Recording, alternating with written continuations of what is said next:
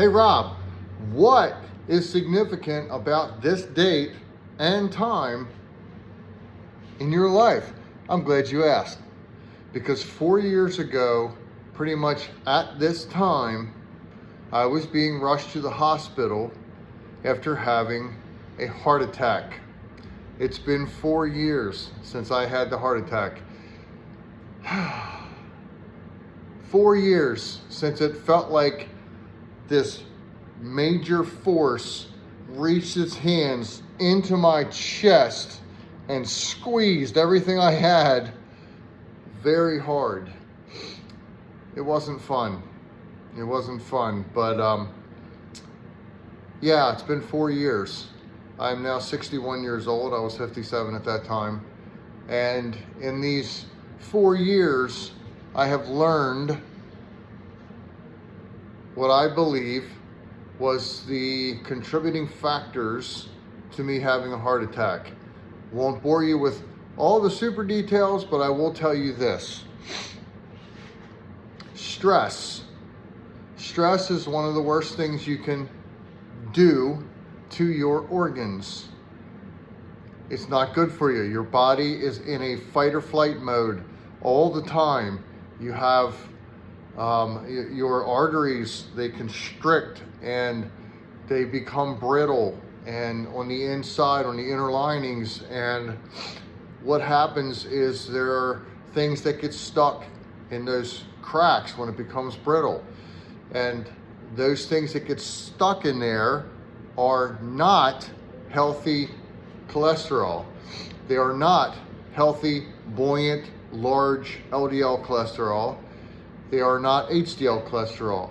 The stuff that gets stuck in there is caused from inflammation in your system, inflammation in your blood stream and stuff like that. So what does that come from? That comes from the standard American diet.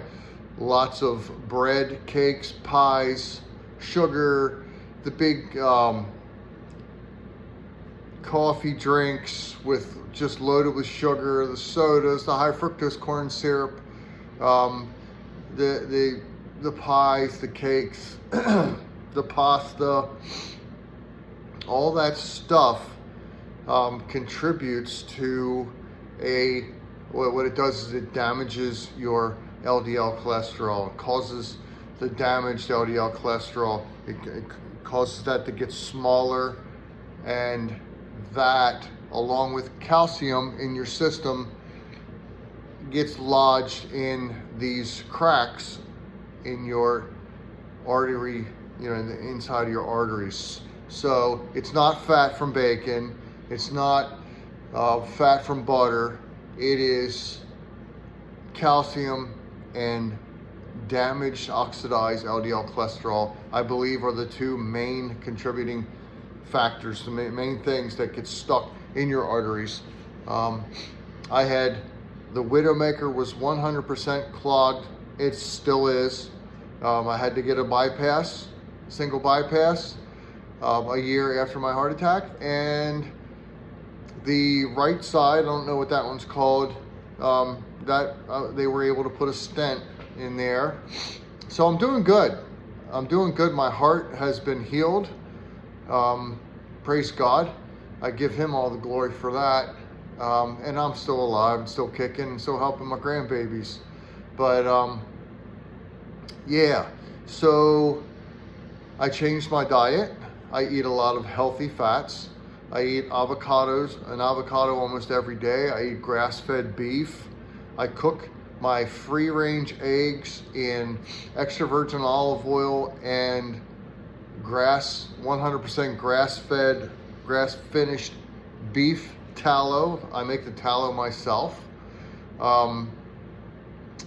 There's just, the massive amount of ice cream and junk food has been eliminated from my diet. Plus, I don't sit on my butt. I'm up doing things. I'm working. I'm doing things to keep the blood flowing. If you can't keep the blood flowing, go take a walk. For 2 years I walked. 3 days a week. I went out and I walked for about 45 minutes, fast-paced walking. Did that for like 2 years, and forgive me, man, I just got bored with it. So now I'm cutting firewood and swinging an axe and things like that. And I think I'm doing fine. But anyway, I'm still alive. It's been 4 years. Can't believe it's been 4 years already. And yeah, so this coming January 6th will be 3 years that I had my bypass surgery, and everything has just been doing very well. So anyway, for those of you who prayed for me, thank you. I'm still here, and I think I'm doing good. And yeah, yay God. So get away from that standard American diet and knock the stress out of your life.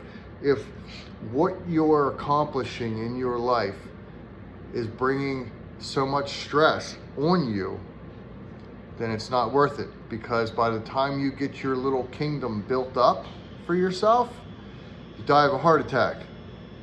So you work, you follow the American system, you work, and then you fall apart. So get away from the sad American, the standard American diet, the sad, get away from that, start eating healthy fats.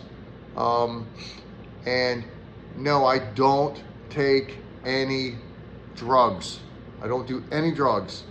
I just, with the exception of maybe 2 low-dose aspirin a week, that's about all I do. And I really don't even want to do that. But there's a doctor that I respect very well who headed up the cardiology department in Hopkins for 10 years. He said it's good to take a low-dose aspirin. So I'll do that a couple times a week, but not every day. I just don't.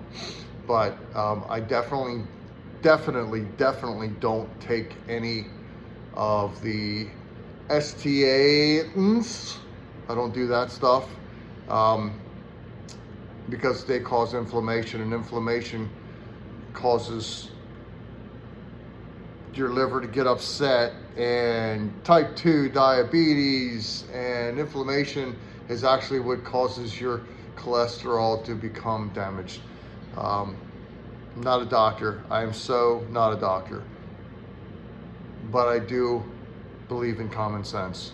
And if you're taking something that causes inflammation in your system, it's probably not good for your organs and your blood. Anyway, live healthy till you die. We all have an appointed time. Every one of us has an appointed time to go. You're not going to beat that. That's set in, that's recorded, that's set in God's prophetic book. But you might as well be happy and feel good until you get there. No more joint pain and all that stuff. Get rid of the sugars and the things that cause inflammation. Stuff that's high on the glycemic index. Get rid of it. You don't need it. You really don't need it. So anyway, God bless you all. Thanks for hanging out with me. Have a good day.